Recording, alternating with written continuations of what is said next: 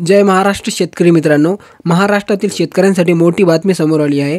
कृषी मंत्री माणिकराव कोकाटे यांनी पत्रकार परिषदेमध्ये सांगितले, राज्य सरकार शेतकरी कर्जमाफीचे दिलेले वचन पूर्ण करणार असून त्यांनी काय सांगितले बघा।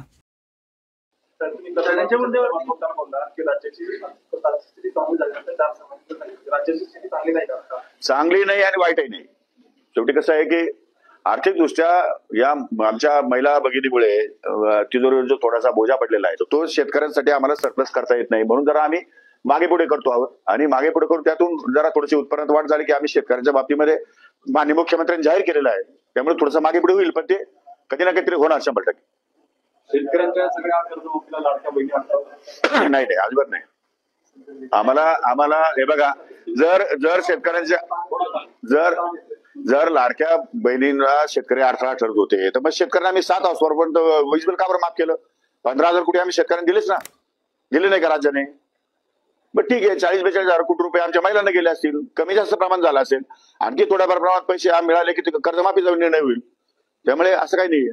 हिंगोलीमध्ये एक व्हिडिओ फिरतो शेतकऱ्याचा, अर्धाना नाही बोलून सोयाबीन विकलेला आपल्याला तिथे थांबवलेला आहे, रडतानाचा तो व्हिडिओ आहे। तर अशा पद्धतीने राज्यात वेगवेगळ्या ठिकाणी चित्र दिसते, काय खबर?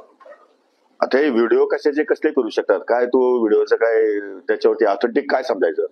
जोपर्यंत माझ्यापर्यंत आलेलं नाही, मला माहिती नाही, तोपर्यंत त्याच्यावर मी भाष्य करणं योग्य होणार नाही। ऑथेंटिकेशन काय त्याचं?